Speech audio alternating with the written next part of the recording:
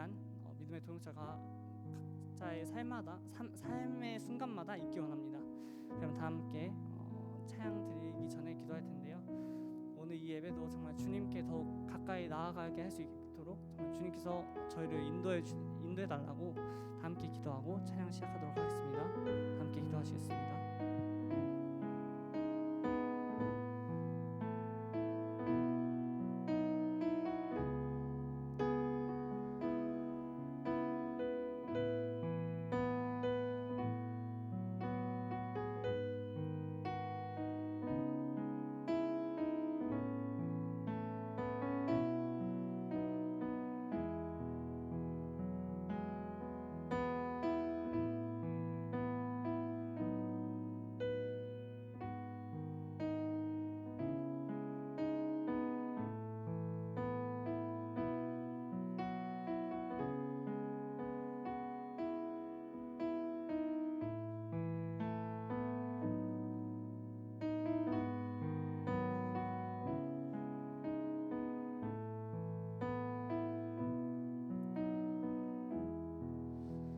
이 시간 가운데 저희를 불러주셔서 너무 감사드립니다. 찬양을 시작하는데 찬양의 그 가사 하나하나처럼 정말 주님께 더욱 나아가고 주님께 더욱더 간절히 간구하고 소망하기 원합니다. 아직 시기 가운데 코로나로 인하여서 함께 예배드리지 못하는 청년들 많습니다. 하루빨리 모여서 더욱더 주님을 예배하고 주님을 찬양할 수 있는 그런 귀한 시간 허락하여 주시옵소서. 예배 시작합니다. 시작하는 순간부터 마치는 순간까지 함께 해주시고 입사하며 감사드리며 살아계신 예수님의 이름으로 기도드립니다. 아멘.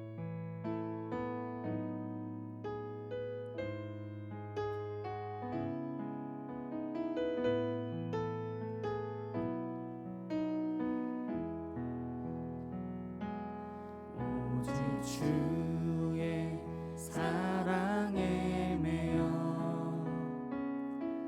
내 영 기뻐 찬양합니다. 이 소망의 언덕 기쁨의 땅에서 주께 사랑 드립니다. 오직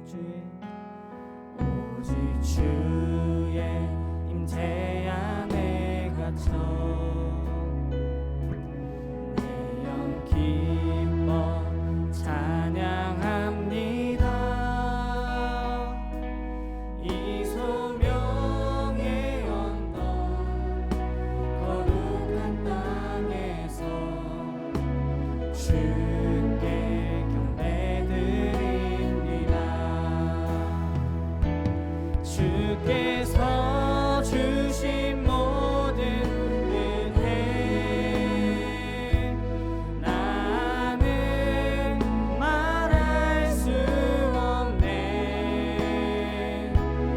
내 영혼 즐거이 주 따르렵니다. 주께 내 삶 드립니다. 한 번 더 처음부터 고백할게요.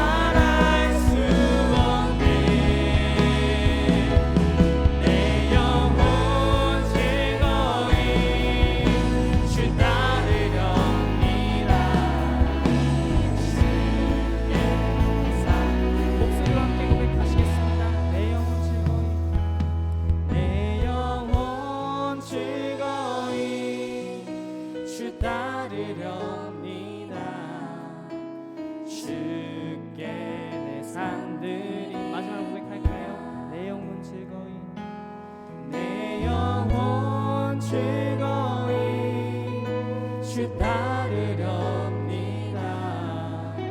주께 내 삶들이 오늘 우리의 예배를 받으실 주님께 감사와 박수 수 있습니다. 네. 다 함께 일어나서 찬양하실까요?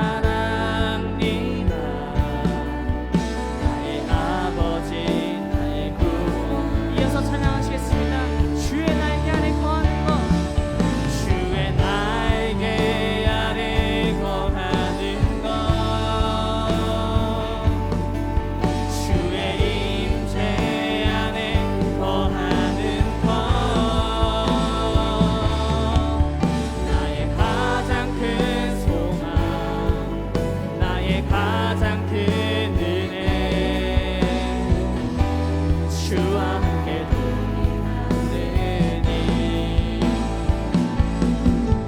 주의 날개 아래 거하는 것 주의 임재 안에 거하는 것 나의 가장 큰 소망 나의 가장 큰 은혜 주와 함께 한 번 더 고백하시겠습니다. 주의 날개 아래 거하는 것 주의 날개 아래 거하는 것 주의 임재 안에 거하는 것 나의 가장 큰 소망 나의 가장 큰 은혜 주와 함께 동행하느니 주의 날개 아래 거하는 것 주의 임재 안에 거하는 것 나의 가장 큰 소망 나의 가장 큰 은혜 마지막으로 목소리 높여서 전심을 다해 찬양하시겠습니다. 주의 날개 아래 거하는 것 주의 임재 안에 거하는 것 나의 가장 큰 소망 나의 가장 큰 은혜 주와 함께 동행하느니 주의 날개 아래 거하는 것 주의 임재 안에 거하는 것 나의 가장 큰 소망 나의 가장 큰 은혜 주와 함께 이 시간 다 함께 사부 예배를 위해서 다 함께 동성으로 기도하시겠습니다. 사랑에 충만하신 하나님 아버지 오늘 이 시간 가운데서 저희 예배를 감사드립니다. 이 시간 이 예배를 통하여서 더욱더 주님께 간절히 나아가 살아갈 수 있는 귀한 믿음과 이 시간 허락하여 주시옵소서. 아버지 코로나로 인하여서 아직 신생활 생활하지 못하는 있습니다. 하나님께 더욱더 주님을 주님께 강구할 수 있는 그런 저희 모두가 될 수 있도록 주님과 인도하여 주시옵소서. 그 말씀을 전하신 모습을 기도합니다. 영혼간의 강건함을 더하여 주시옵시고 그 말씀을 통하여서 더하여 주시옵시고 그 말씀을 통해서 저희가 앞으로 살아갈 때의 그 삶이 정말 주님께 인도하여 주시옵소서. 저희 저희가 그 삶을 정말 오직 주님께 인도하여 주시옵소서. 저희 모든 마음을 주님께 집중하기 원합니다. 주님 저희의 예배를 기뻐 받아 주시옵소서. 감사드리며 살아계신 예수님의 이름으로 기도드립니다.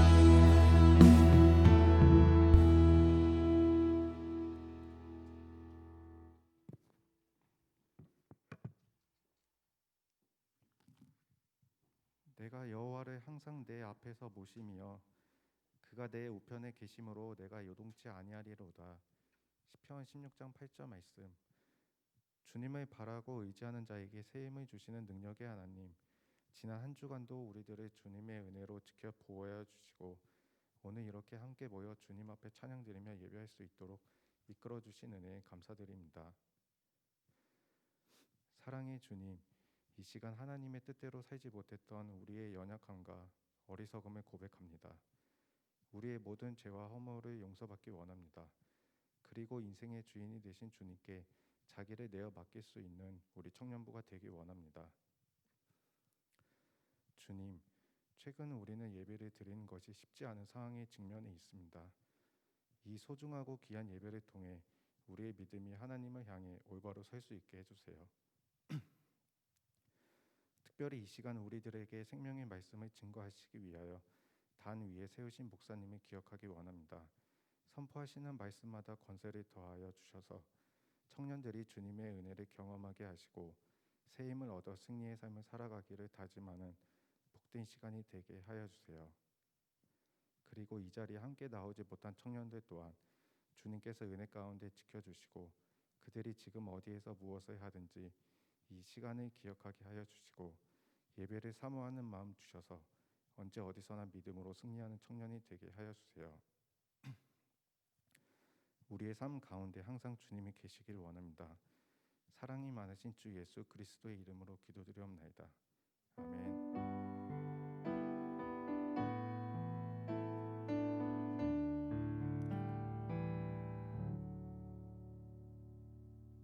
네, 오늘 하나님께서 저에게 주신 생명의 말씀은 사도행전 8장 26절부터 31절 말씀입니다.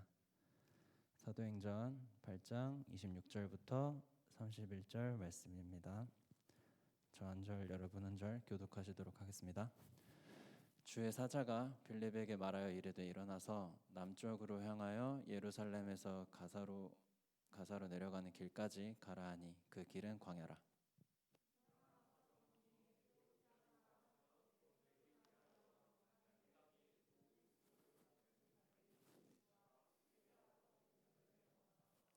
돌아가는데 수레를 타고 선지자 이사야의 글을 읽더라.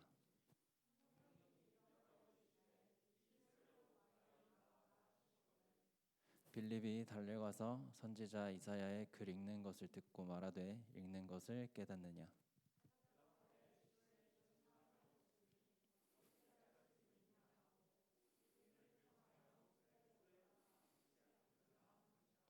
아멘. 이 시간 김경래 목사님 나오셔서 말씀을 위해 기도해 주시고 하나님의 인도하심을 받는 방법 이란 말씀 주제로 말씀 전해 주실 때 크신 은혜 받으시길 바라겠습니다.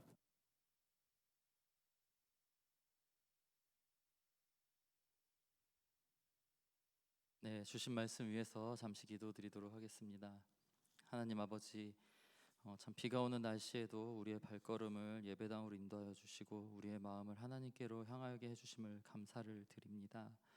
하나님, 그러나 우리의 한 주간의 삶의 모습을 주님 앞에서 돌아볼 때 하나님이 없으면 소망이 없는 인생임을 다시 한번 고백하게 됩니다.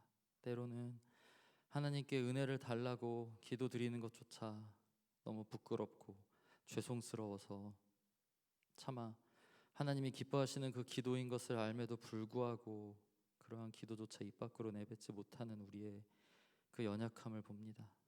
주님, 그러나 이제는 더 이상 주님이 이미 십자가에서 우리를 위하여 피 흘려 죽으신 그 우리의 죄성과 연약함을 바라보지 않게 하여 주시옵시고 우리를 사랑하시는 하나님 아버지만을 바라보는 이 시간 될 수 있기를 원합니다. 우리의 시선을 들어 주님을 바라보고 주님께 향하는 시간 되게 하여 주시옵시고 그때 우리가 오직 예수 안에서 죽고 예수로 다시 사는 놀라운 십자가 복음의 그 은혜와 능력을 경험할 수 있도록 주님 인도하여 주시옵소서. 감사드리오며 예수님의 이름으로 기도 올려드립니다. 아멘. 네, 여러분 2002년 월드컵을 기억하십니까? 제가 그때 대학생 때였는데 되게 얼마 안 된 것 같은데 횟수를 세어보니 벌써 20년이 다 돼가는 그런 옛날 일이더라고요. 그때만 해도 이 내비게이션이 없었습니다, 여러분.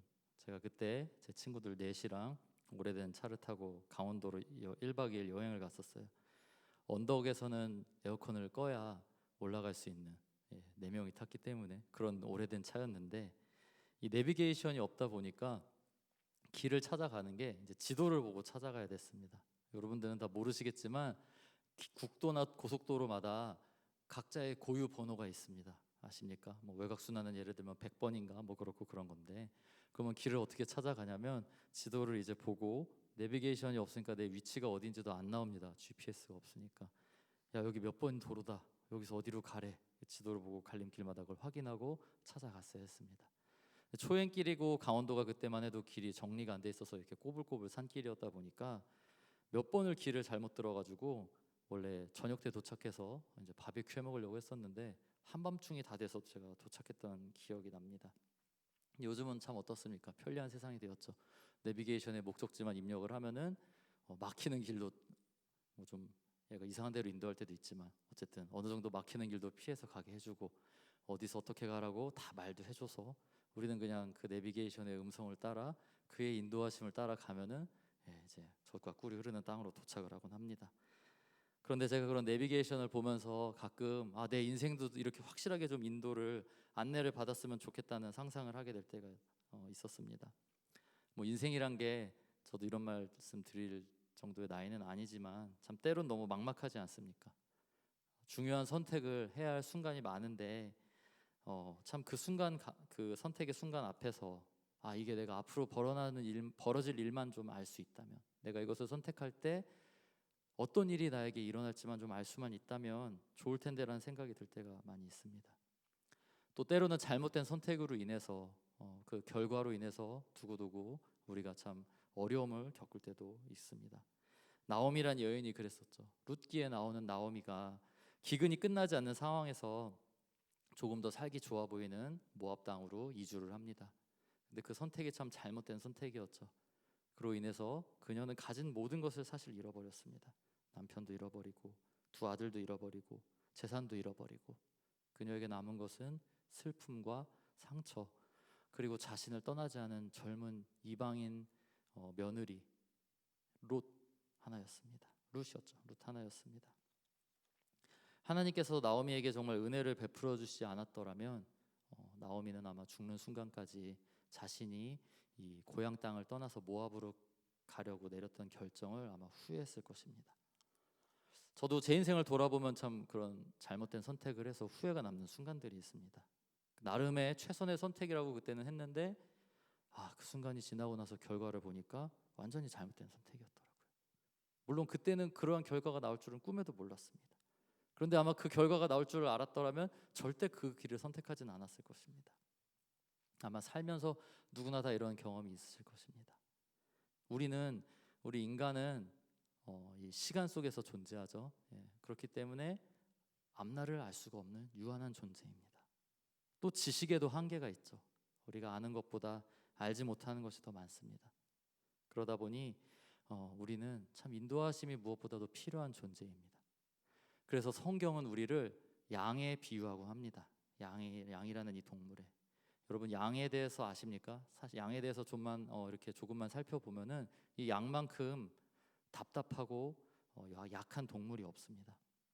제가 아프리카 케냐에 방문했을 때 기억에 남는 장면이 하나 있는데요. 그 지역에 이제 목동들이 동물들을 이렇게 기르는데 어디 이렇게 가둬놓고 기르는 것이 아니라 그냥 여기저기 돌아다니면서 풀 뜯어먹게 합니다. 근데 이제 걸어다니기가 편하니까 주로 도로를 따라서 많이 이렇게 지나다녀요. 2차선 도로. 근데 그러면 가축 무리들이 그 도로를 횡단하는 것을 이제 운전하고 가다 만날 때가 있는데 이 소떼, 염소떼, 양떼가 제일 많습니다. 근데 소는 적당히 이제 느릿느릿 피해 갑니다. 차가 멀리서 오는 걸 보면. 염소는 굉장히 재빨라요. 벌써 한 5m, 10m 앞에서 차가 오는 게 보이면 눈치를 살살 보다가 피합니다. 염소가 앞에 나타나면은 뭐 이렇게 걱정할 필요가 없어요. 근데 양은 어떤가? 양은 비키질 않아요. 양이 눈이 지독하게 근시라고 합니다. 자기 눈앞에 30cm인가 10cm까지밖에 보질 못한대요.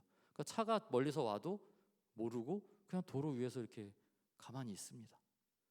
그래서 양이 일단 양 무리가 도로 위에 있으면 차를 무조건 멈추고 5분이고 10분이고 양이 지나갈 때까지 기다려야 됩니다. 양이 어떤 동물인지를 잘 보여주는 일이 2005년에 터키에서 일어난 적이 있습니다. 각기 흩어져서 양을 치던 26명의 목자들이 함께 이제 모여서 아침을 먹고 있었다고 합니다. 그 사이에 양 한 마리가 무리를 이탈해서 어디론가 이렇게 가기 시작했습니다.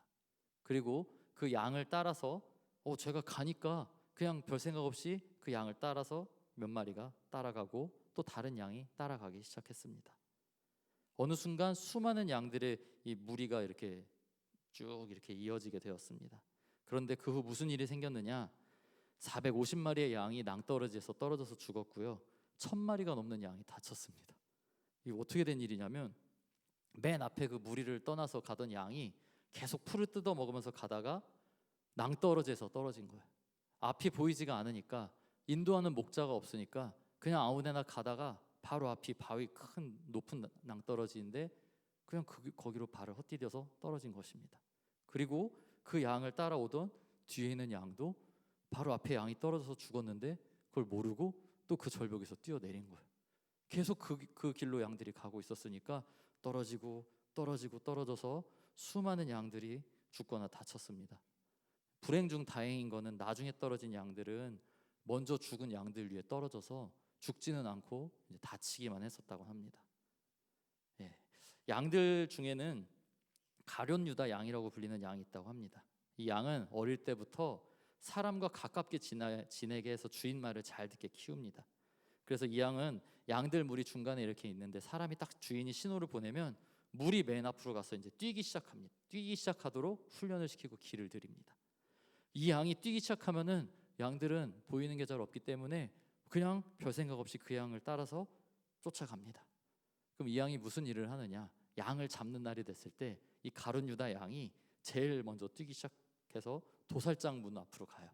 그러면서 도살장 문 앞에서 그 가룟 유다 양은 도살장으로 들어가지 않고 옆으로 살짝 비켜서 주인이 이제 빼돌립니다. 근데 그 가룟 유다 양을 따라오던 양들은 그걸 모르고 도살장으로 뛰어 들어갑니다. 그렇게 양들이 도살장으로 뛰어 들어가서 이제 죽음을 맞이한다고 합니다. 양은 이런 동물이에요. 절대적으로 자기를 인도해야 하는 존재가 필요하고 자신을 인도하는 존재가 없거나 또 이 가룟 유다 양처럼 잘못된 인도자를 만나면 죽음이 앞에 있는지도 모르고 그 죽음으로 가게 되는 그러한 동물이 양입니다. 여러분, 하나님께서 우리를 양이라고 말씀하실 때에는 그냥 그 몽글몽글 귀여운 순한 그러한 이미지의 양이기보다는 목자가 없으면, 인도자가 없으면 결국 죽고 마는 그러한 연약하고 절대적인 인도함이 필요한 동물이 우리의 모습과 같기에 우리를 양이라고 말씀하고 계신 것입니다. 여러분, 우리에게 이처럼 하나님의 인도하심이 절대적으로 필요하기 때문에 하나님께서는 우리 모두를 인도하기를 간절히 원하고 계십니다. 이 하나님의 인도하심은 어떤 특별한 아주 신령한 사람에게만 주어지는 것이 아닙니다. 다윗 이전에 이스라엘의 초대 왕이 사울이었습니다. 근데 이 사울은 하나님을 버렸기에 그가 먼저 하나님을 버렸죠. 그래서 하나님께 버림받은 참 비극적인 그런 인생을 살았던 왕이었습니다. 그런데 그런 사울도 왕이 되기 전에는 하나님의 그런 특별한 인도하심을 받은 체험이 성경에 나옵니다. 그가 잃어버린 아버지의 암나귀를 찾으러 다니다가 당시에 하나님의 사람으로 유명했던 사무엘을 찾아갑니다. 그래서 우리가 어디로 가야 할지 길을 알려달라고. 사무엘은 그러한 사울에게 암나귀의 행방을 알려줘서 사울이 당면한 문제를 해결해 줬을 뿐만 아니라 사울이 앞으로 어떠한 위치의 사람이 될 것인지도 이렇게 알려주어서 그의 인생을 인도해주는 모습을 우리가 사무엘상에서 보게 됩니다. 여러분, 우리가 참 하나님의 인도하심이 때로는 급히 필요해서 하나님 나의 인생을 좀 인도해 주세요, 내가 어떤 걸 선택해야 될까요? 라고 기도하고 싶다가도 나 같은 사람이 무슨 하나님의 인도하심을 구하냐, 벼룩도 낯짝이 있지, 내가 물어봐도 하나님은 대답해 주시지 않을 거야 라는 그런 송구스러운 마음이 들어서 좌절하게 될 때가 사실 있는 것 같습니다. 그러나 절대 그렇지 않습니다. 그러한 생각은 마귀로부터 오는 미혹일 가능성이 대단히 많은 잘못된 생각입니다. 하나님께서는 절대 그런 분이 아니시기 때문입니다. 야고보서 1장에서는 하나님에 대해서 이렇게 말씀하고 있습니다. 너희 중에 누구든지 지혜가 부족하거든 모든 사람에게 후히 주시고 꾸짖지 아니하시는 하나님께 구하라, 그리하면 주시리라. 하나님 아버지께서는 구하는 자에게 절대로 꾸짖지 않으시는 하나님이십니다. 그리고 주셔도 그냥 주시는 것이 아니라 후하게 주시는 하나님이십니다. 그런데 우리가 받지 못하는 것은 우리가 구하지 않았기 때문이지 하나님께서 엄격하시거나 인색하셔서가 절대로 아니라는 것입니다. 여러분, 우리가 구하지 않았기에 하나님의 인도하심을 누리지 못하고 그동안 살아왔던 것입니다. 사실 예수 그리스도의 십자가를 믿는다면 하나님은 그 이상의 것을 우리에게서 더 이상 찾지 않으십니다. 더 이상의 자격은 필요하지 않습니다. 우리는 십자가로 하나님의 자녀가 되었고 우리의 모든 죄가 용서받았으며 하나님께서 우리의 아버지가 되셨습니다. 예수님께서 십자가에서 그것을 다 이루셨어요. 그런데 우리가 예수님이 이미 십자가에서 모든 것을 다 이루셨음에도 불구하고 이게 필요할 것 같아, 하나님 앞에서 저게 필요할 것 같아, 내가 무엇을 더 해야 하나님이 나를 인정해 주실 거야 라고 생각한다는 것은 예수님의 십자가를 모독하는 것입니다. 왜냐하면 예수님의 십자가에서 이것이 더 부족하다, 이것이 더 필요하다라고 생각하고 있는 것이기 때문입니다. 우리가 완전히 용서받았고 정말 하나님의 자녀가 되었다면, 내가 그것을 정말 믿고 있다면 무엇이 더 필요한 것이 아닙니다. 그래서 십자가가 놀라운 축복이라는 것입니다.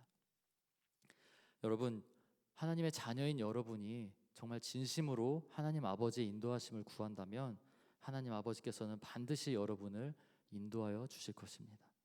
사실 우리 자신보다도 하나님 아버지께서 더 우리를 인도하여 주시기를 간절히 원하고 계십니다. 우리의 삶을 너무나도 인도하고 싶어 하십니다. 인도하여 주지 못하셔서 안달이 나셨을 정도입니다. 우리를 너무 사랑하시고 우리보다 한없이 지혜로운 분이시기 때문입니다. 제가 부모가 돼서 이제 자녀를 키우다 보니까 그런 아버지의 마음을, 하나님 아버지의 마음을 조금은 더 느낄 수 있는 것 같습니다. 부모됨의 큰 축복인 것 같아요. 고생스럽긴 하지만. 근데 이제 아이가 이제 가끔 보면은 그 결과가 뻔히 보이는 그러한 위험한 일을 하려고 할 때가 있습니다. 그러한 아이의 모습을 볼 때 정말 부모의 마음은 철렁하고, 얘가 이렇게 하면 안 되는데, 야 너 글로 가면 안 되라고 막 말해주고 싶고 말해주곤 합니다. 근데 이제 아이가 듣질 않죠. 저희 첫째가 지난주 토요일에 급히 병원을 가게 되었었습니다. 바닥에 저희 이제 집 앞에 그 빌라 앞에 바닥에 선인장이 떨어져 있었는데, 그걸 보고 저희 아내랑 이제 아이들이랑 셋이랑 있었는데, 너 그거 만지면 안 돼, 위험해라고 저희 아내가 말을 했는데도 불구하고 그 선인장을 덥석 집은 거예요. 집었다가 가시가 손에 막 엄청 박히는 대참사가 일어났었습니다. 순식간에 벌어진 일이어가지고 아내가 또 이제 둘째를 안고 있고 이러니까 어떻게 할 수가 없었다고요.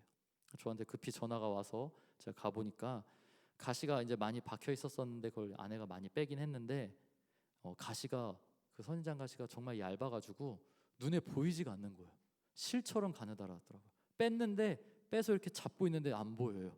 손으로 만지면 보이는데. 그렇게 가느다란 게 아직도 여기 몇 개가 박혀 있는지 막 아프다고 하고, 이렇게 보니까 한두 개가 보이는데 어떻게 저희가 뺄 수는 없어서 데리고 이제 급히 병원을 가게 되었었습니다. 저희 첫째가 참 저를 닮아서 겁이 많은데 울고 불고 막 난리가 났었습니다.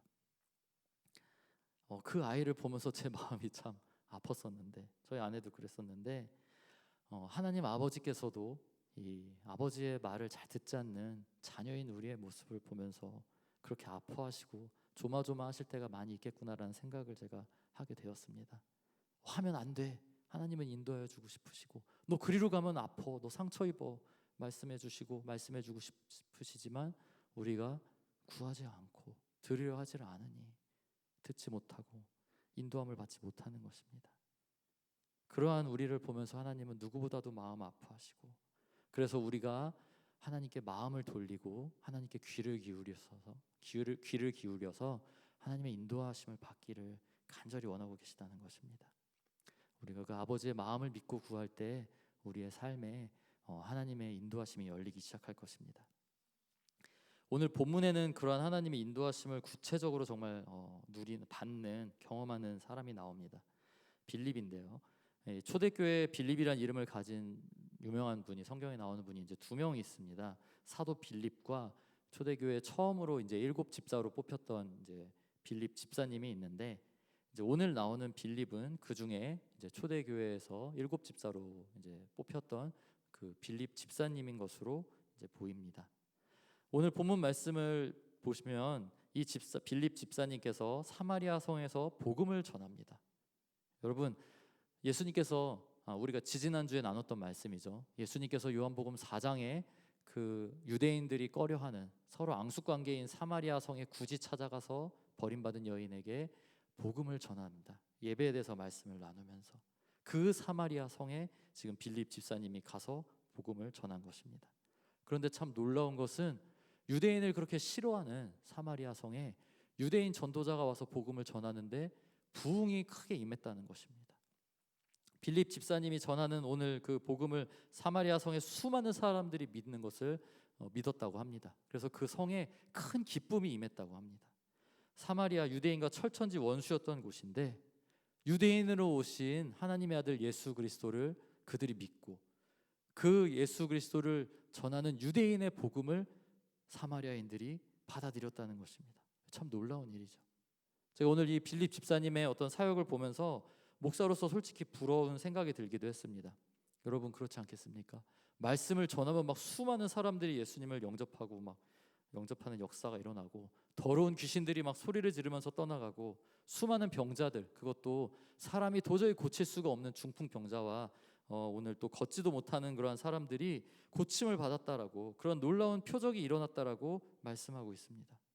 이러한 표적이 저를 통해서 일어난다면 물론 하나님이 하시는 일이지만 정말 기쁘고 감사하고 영광스러울 것 같습니다.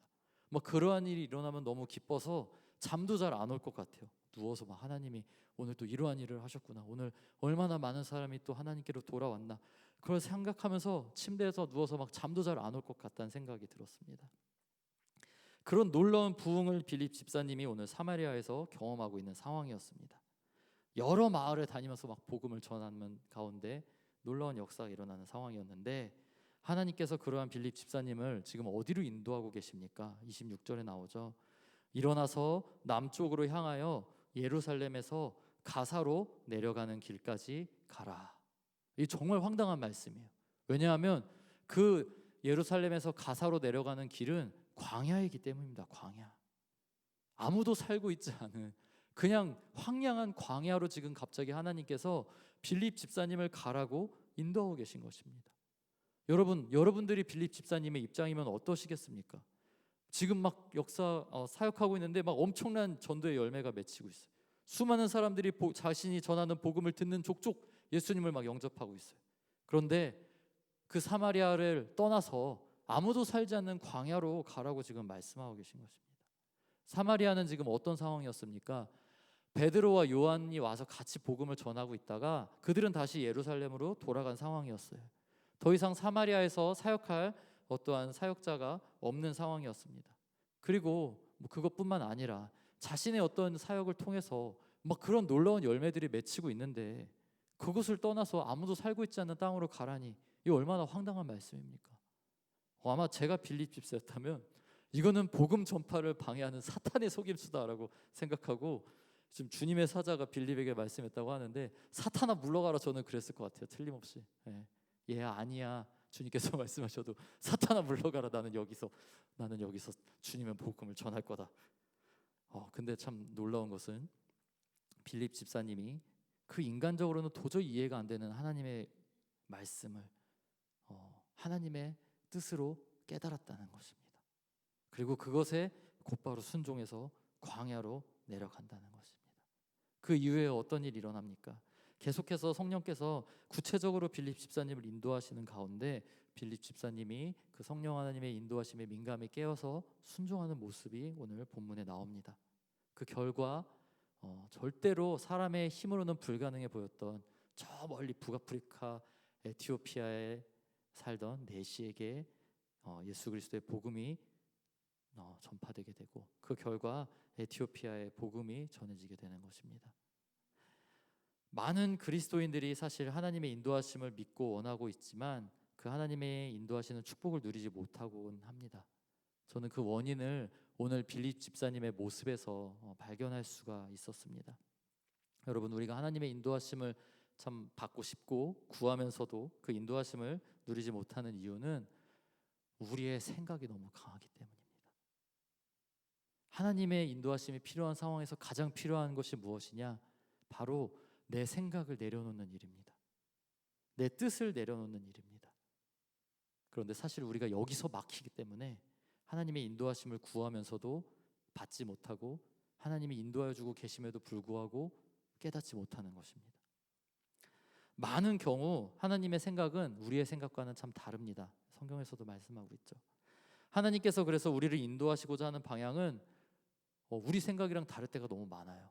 나는 사실 이쪽으로 가고 싶어요. 인간적으로 다 이렇게 계산해보고 모든 걸 살펴봤을 때 이쪽이 제일 좋은 길이에요. 근데 하나님의 뜻은 저쪽일 때가 너무 많아요. 반대쪽. 근데 우리는 어떻습니까? 그 하나님의 뜻을 우리가 앞에서 내 생각을 내려놓고 하나님의 뜻을 구해야 되는데 벌써 이게 정해졌어요. 하나님 이쪽입니다. 물론 말로는 하나님 제가 지금 어디로 가야 될까요? 저는 무엇을 선택해야 될까요? 주님 가르쳐 주세요. 제가 하나님의 뜻을 알기를 원합니다라고 구하지만 마음속으로는 하나님 저쪽, 하나님 이쪽, 난 이쪽이 좋아 보여. 이쪽으로 갈게요. 이쪽이 맞죠?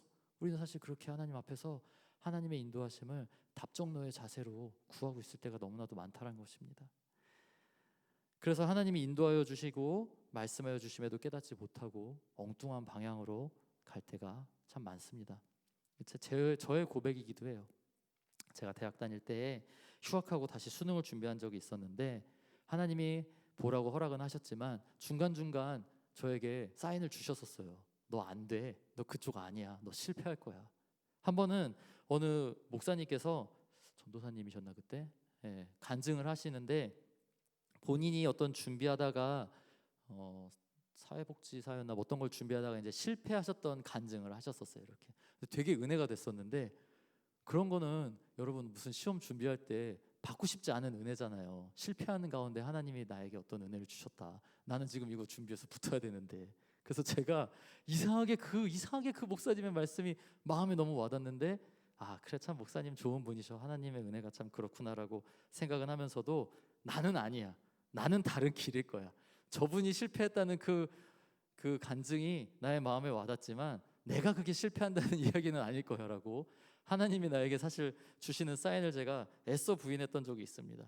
나중에 실패하고 깨지고 울음바다 되고 나서 이제 좀 정리가 되고 돌아보니까 하나님이 그때 저에게 깨닫게 해주시는 거였더라고요. 사람을 통해서 너 그 길 아니다.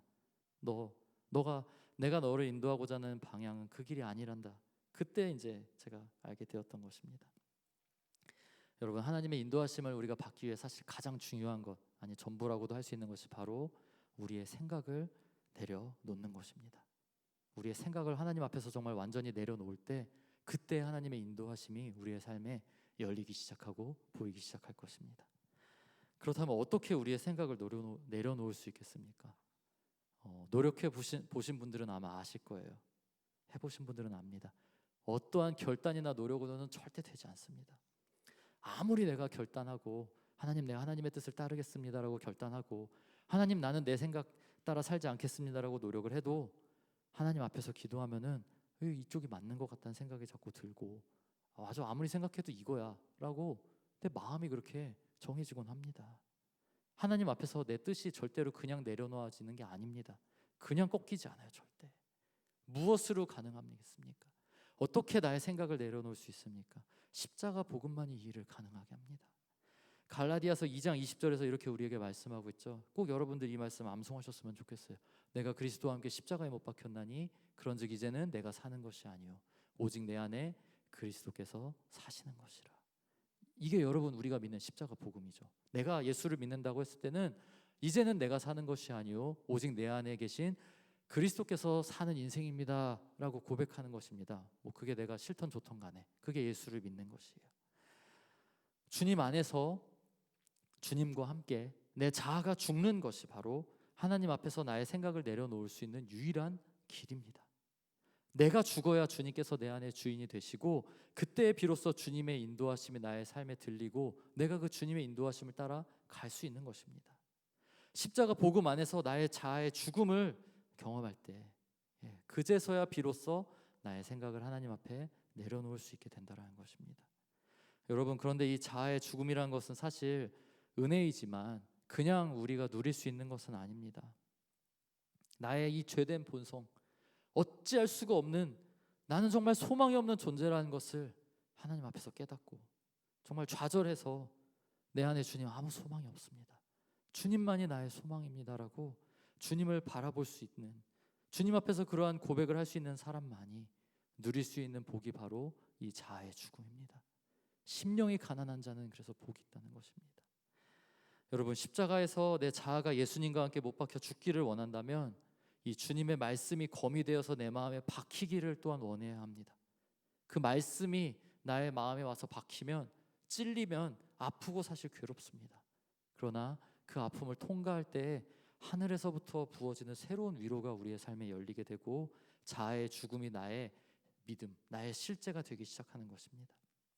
그러므로 우리의 목표는 우리가 십자가에서 주님과 함께 죽는 것이 되어야 합니다. 세상에서 말하는 성공, 안정적인 직장, 평탄한 어떤 인생, 자아실현이 아니라 돈을 많이 벌어서 하나님 나라에 많은 헌금을 하는 것이 아니라 십자가에서 예수님과 함께 죽는 것이 우리의 목표가 되어야 합니다. 우리가 십자가에서 예수님과 함께 죽는 그 자아의 죽음을 경험할 때만이 하나님의 인도하심을 누릴 수 있고 하나님이 진정으로 우리의 삶에 주님이 되어 주실 수 있기 때문입니다. 우리의 자아는 사실 늘 세상을 따라서 다른 길을 찾으려고 합니다. 이걸 하면 행복할 거야. 나 이게 없어서 불행했구나. 내가 이것만 있었으면, 이것만 내가 이룬다면 나의 가족들도 나의 친구들도 이제는 나를 존중해주고 인정해주고 또 나는 사랑을 받을 수 있을 거야. 나 이제는 더 이상 이 부끄러운 실패 내 인생에 남기지 않겠어. 최선을 다해서 남들 보기에 부끄럽지 않게 당당하게 나는 살고 싶어. 이게 우리의 자아의 말, 자아의 속삭임입니다. 사탄은 그러한 우리의 자아를 부채질하곤 합니다. 그래, 맞다. 네가 가려는 그 길로 나아가라. 너의 모든 것을 쏟아부어서 그 목표를 이루어라. 누구도 너를 비웃지 못하게, 누구도 너를 함부로 대하지 못하게 성공하고 돈을 많이 벌려무나. 사탄은 우리에게 늘 이렇게 속삭이곤 합니다. 그런데 주님은 어떻게 말씀하시곤 합니까? 얘야, 사랑하는 아들아, 사랑하는 딸아, 너에게 정말 필요한 것은 그러한 것이 아니란다. 썩어질 것으로, 이 땅에 유한한 것으로 너가 참된 행복을 누릴 수 없단다. 나에게 나아오려무나. 내가 너의 삶의 주인이 되어줄 때, 내가 너의 삶을 인도해주는 목자가 되어줄 때 너의 삶에 진정한 평안이 임하기 시작할 것이고, 너의 삶이 정말로 젖과 꿀이 흐르며 내 잔이 넘치나이다, 내가 부족한 것이 없다라고 내 앞에서 고백할 수 있게 된단다. 주님은 늘 우리에게 이렇게 말씀하십니다. 여러분, 그러므로 하나님의 인도하심을 받기 원하십니까? 우리의 삶을 인도하시는 정말 그 주님의 은혜를 누리고 싶으십니까? 무엇보다 내 생각과 다른 하나님의 생각 앞에 거룩한 척 위장했던 나의 그 부패한 자아를 주님께 보여주시고 기도로 하나님께 나아가십시오. 주님의 십자가 앞에서 나의 죄된 본성을 깨달으며 나의 자아를 부인하게 되십시오. 주님만이 나의 소망이라고 고백할 수 있는 데까지 주님의 십자가를 바라보고 묵상하고 회개의 은혜를 구하십시오. 그 가운데 주님의 죽음과 나의 자아가 연합되는 놀라운 은혜의 경험의 문이 열릴 것이며, 그 가운데 내 생각이 주님 앞에서 꺾이면서 하나님의 인도하심이 나의 마음 가운데, 삶 가운데 펼쳐지고 열리기 시작할 것입니다. 그 놀라운 하나님의 인도하심의 축복을 누리는 우리 한꿈 청년부 되시기를 예수님의 이름으로 축원드립니다. 우리 잠시 눈을 감고 같이 기도드렸으면 좋겠습니다. 인생이 막막하여서 하나님이 인도하여 주시기를 구하곤 하지만 정직한 마음으로 돌아보면 하나님 앞에서 내 뜻을, 내 꿈을 펼치고만 했었던 것을 이 시간 깨닫기를 원합니다. 주님의 뜻을 이루어지기를 원한다라고 기도하면서도 마음으로는 내 뜻이 이루어지기를, 세상의 번영이 나에게 임하기를, 저 길이 성공이고 행복이라고 그렇게 고백하고 생각하고 있었지는 않았습니까? 이 시간 주님 앞에 나의 마음을 가르쳐달라고, 나의 이 자아의 그 부패된 모습을 보여달라고 기도드렸으면 좋겠고요. 그 가운데 정말 나는 소망이 없는 죄인이지만 주님의 십자가에서 주님과 함께 죽었습니다. 이제는 내가 정말 하나님과 함께, 주님 안에서 주님과 함께 사는 인생임을 고백하며 주님의 인도하심을 따라가기를 원합니다. 내 생각 다 내려놓는 이 시간 될 수 있게 해달라고 우리 다 같이 소리내어서 같이 기도드리도록 하겠습니다. 하나님 아버지, 나의 인생에서, 나의 진로에서, 나의 삶의 모든 순간 가운데 오직 하나님의 뜻이 이루어지고 하나님의 인도하심이 있기를 이 시간 기도드립니다. 주님이 정말 나를 위하여 죽으셨다면, 주님이 정말 나를 사랑하신다면, 주님이 나에게 원하시는 길은, 주님이 나를 인도하시는 그 길은 선한 길이며 나에게 가장 좋은 길이며 생명의 길이며 영생의 길임을 이 시간 믿기를 원합니다. 눈앞에 보이는 세상의 조건과 그저 육신으로 보기에 평탄해 보이는 길을 찾아가는 것이 아니라 내 생각, 내 뜻, 세상적인 기준과 가치를 주님 앞에 내려놓고 이제는 정말 하나님의 뜻과 하나님의 인도하심을 구하는 내가 될 수 있도록 주여 이 시간 은혜를 도하여 주시옵소서. 야복 강가에서 하나님의 사자와 씨름하였던 야곱처럼 내 생각을 하나님 앞에 내려놓을 수 없기에 주님과 자꾸 씨름하게 됩니다.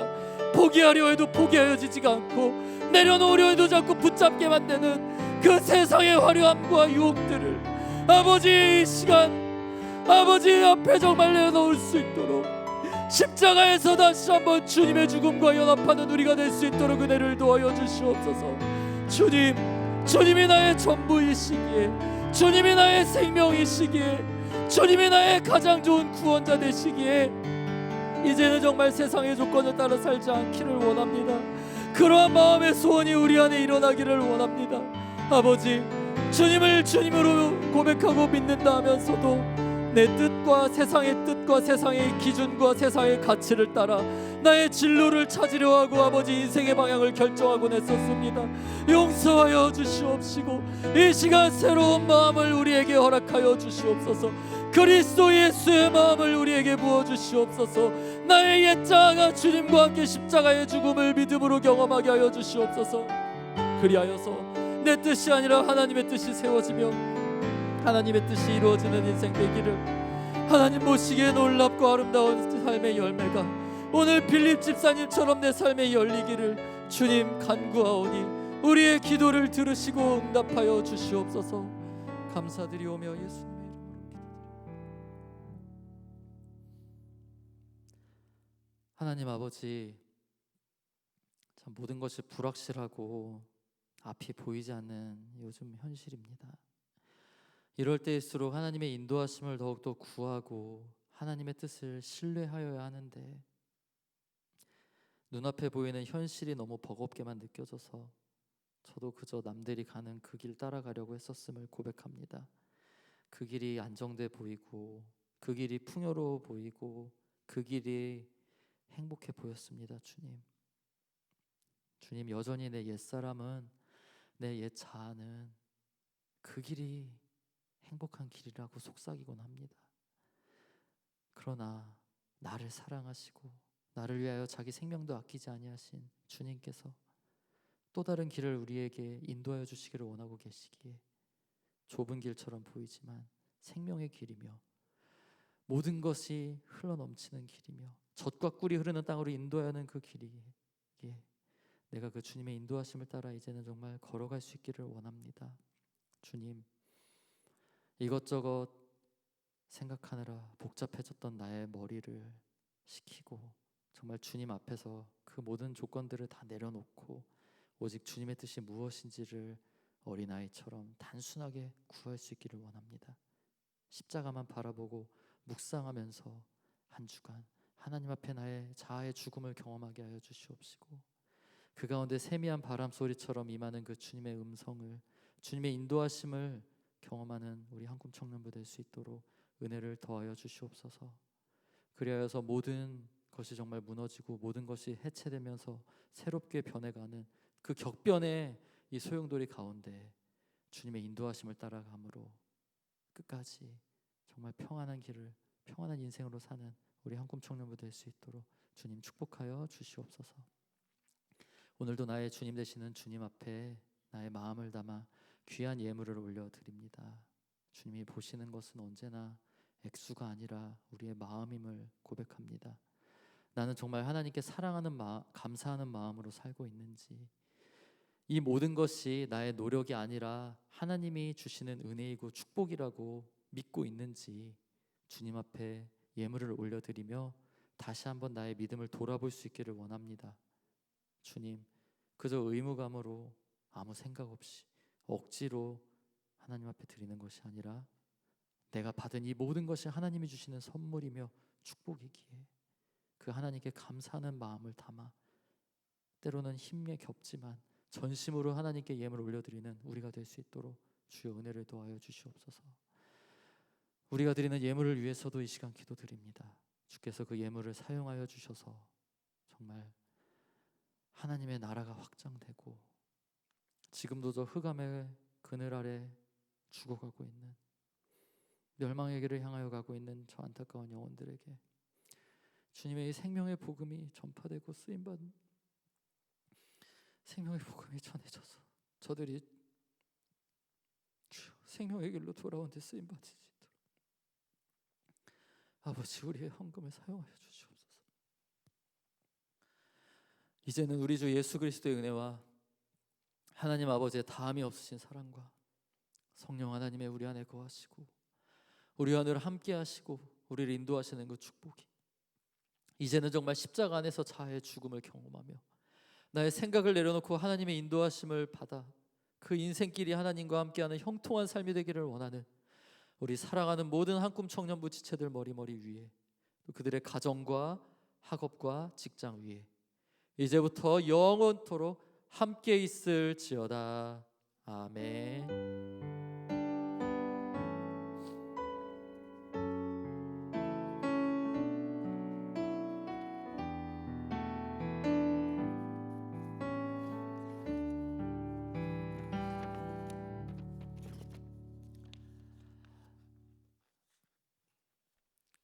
네, 교회 소식입니다. 우리 나라와 교회 공동체 또 개인의 영적 회복을 위한 릴레이 기도회가 실시 중에 있습니다. 주중에 꼭 시간을 내어서 교회에 와서 기도하시는 가운데 하나님의 참 큰 은혜를 누리시기를 축복드립니다. 예, 한 가지 중요한 안내사항이 있습니다. 우리 다음 주부터는 다음 주부터 별도의 공지가 있기 전까지는 당분간 4부 예배 온라인 생중계는 이제 하지 않습니다. 그러니까 온라인으로 유튜브로 지금 예배를 드리고 계시는 한꿈 청년부 지체들께서는 다음 주부터는 이 시간에 유튜브를 열어도 저희 한꿈 청년부 예배가 생중계가 되지 않으니 이 점을 꼭 기억하여 주시기를 바랍니다. 우리 고3 학생들의 수능이 이제 벌써 한 달여 앞으로 돌아왔습니다. 우리 예비 새내기들, 예비 새벽 이슬들인데 그리고 우리 새벽 이슬 중에도 있죠. 수능을 준비하고 있는 개인의 사생활이어서 제가 지금 실명을 거론해도 될지는 모르겠어서 말씀은 드리지 않겠지만 수능이 한 달여 앞으로 다가왔는데 우리 수험생들을 위해서 많이 생각날 때마다 정말 기도해 주셨으면 좋겠습니다. 네, 그리고 우리 광고 보여주시겠어요? 네, 우리 2020년 가을 수련회가 마르지 않는 새벽 이슬이라는 타이틀로 9월 14일 오전 9시부터 우리 이 한국장로교회 교회에서 실시됩니다. 사회적 거리두기 단계를 준수하는 가운데 모든 프로그램이 진행될 예정이오니 코로나19에 대한 염려는 잠시 내려놓으시고 우리 이 시간 가운데 하나님의 은혜를 새롭게 경험함으로 정말 마르지 않는 새벽 이슬 되실 수 있었으면 좋겠습니다. 여기 회비 입금한데 이런 건 없죠. 여기 수련회 입장권 영수증 겸해서 만든 거 우리 다슬자매가 귀하게 참 만들어 주셨는데 우리 오늘 들어오시면서 다 아마 받으셨을 것입니다. 여기에 나와 있는 안내사항과 특별히 여기 회비 입금 계좌 중요한 거 나와 있는데 꼭 기억해 주시고요. 11월 14일 토요일 9시부터 우리 수련회 열리니 기억하시고 많은 참여 부탁드립니다. 제가 잠시 환청이 들린 것 같은데 이상으로 우리 한꿈 청년부 예배를 마치도록 하겠습니다.